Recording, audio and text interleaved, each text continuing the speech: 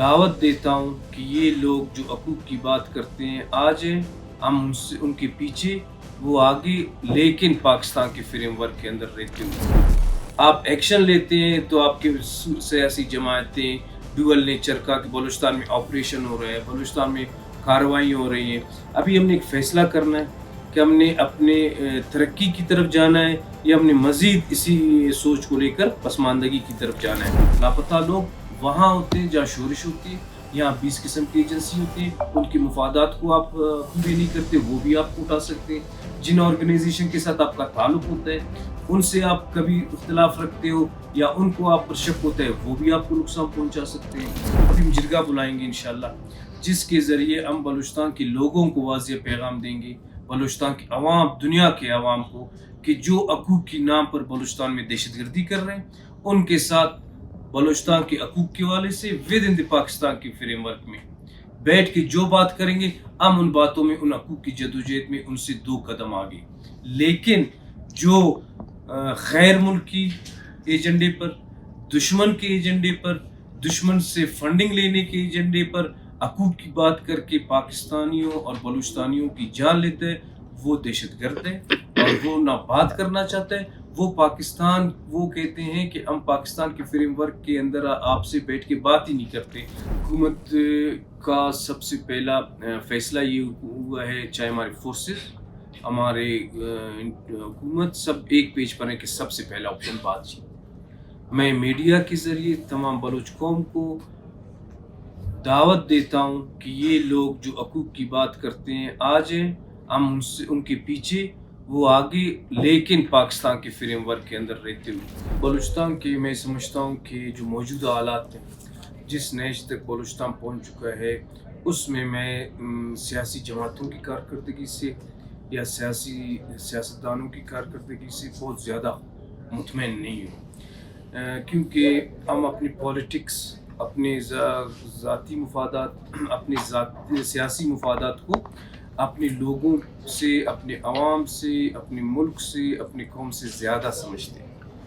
हम इस असम्बली के प्लेटफॉर्म को रियलिटीज़ और इस मुल्क में जो होने वाले हालात, उसकी रियलिटीज़ को नहीं, सिर्फ अपनी सियासत के लिए इस्तेमाल करते हैं। मैं समझता हूँ बलूचिस्तान में जो हालात चल रहे हैं, इसमें सियासतदानों का कोई किरदार नहीं चल रहा है। हमारा किरदार ये होना चाहिए था कि हमने अपने तमाम लोगों को, बलूचिस्तान के लोगों को ये बावर दिलाना है कि हम सियासत करेंगे, हम इलेक्शन लड़ेंगे, लेकिन अपनी कौमी मुफादात और अपनी मुल्की मुफादात पर कोई समझौता और सौदा नहीं करेंगे।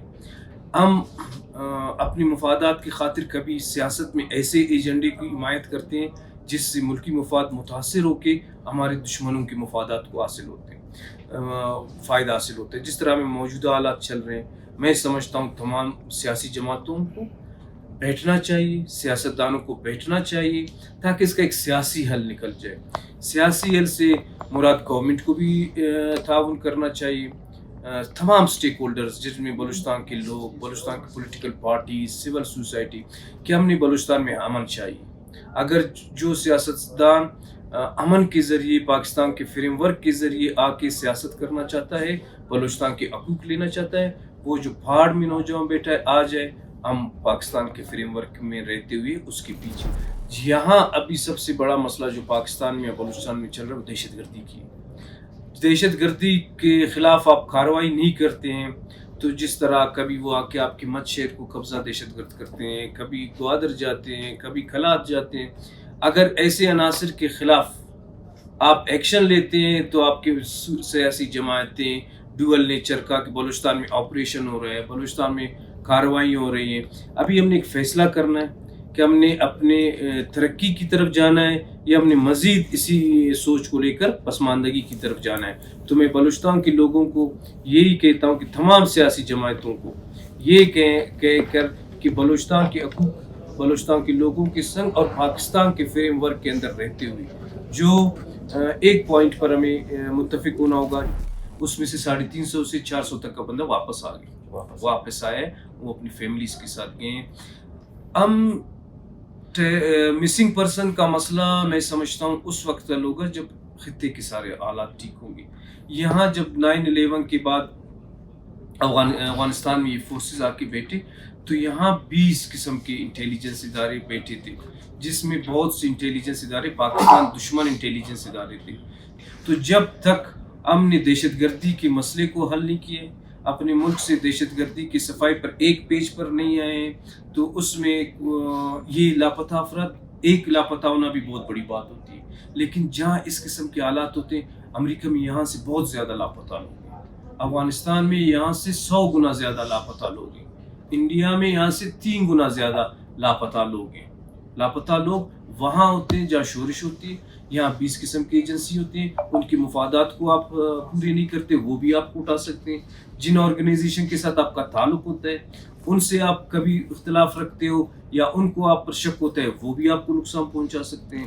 چمن بارڈر میں چمن کے لوگ ہمارے لوگ ہیں، چمن کے لوگوں کا یہ ملک ہے، چمن کے لوگ محب وطن لوگ ہیں. لیکن نیچرلی چونکہ وہ ایک بارڈر پہ بیٹھے ہیں، اس بارڈر کی وجہ سے وہاں سے بھی لوگ آتے ہیں، یہاں سے بھی جاتے ہیں. ایک تو ہمارے معاشی نقصان ہے، اس کو تو ہم اپنے لوگوں کے لیے برداشت کرتے ہیں. لیکن یہاں سے جو ٹیررزم ہوتی ہے، کیونکہ افغانستان کی حکومت مانتی بھی ہے کہ وہ جو لوگ یہاں ٹیررزم کرتے ہیں وہ وہاں رہائش پذیر ہیں، وہاں رہتے ہیں، وہاں تو اس وجہ سے ان کا آنا جانا ہوتا ہے. تو میں سمجھتا ہوں ہمارے لوگوں کا روزگار بہت ضرورت ہے، لیکن اس سے پہلے ان کی جان و مال کی حفاظت ضروری ہے. تو ہم ایسا طریقہ کرنا چاہتے ہیں کہ مانیٹرنگ کا ایک باقاعدہ سسٹم ہو، کہ آنے اور جانے کا ایک مؤثر سسٹم ہو، جس سے پتہ چل سکے کہ کون آیا اور کون گیا.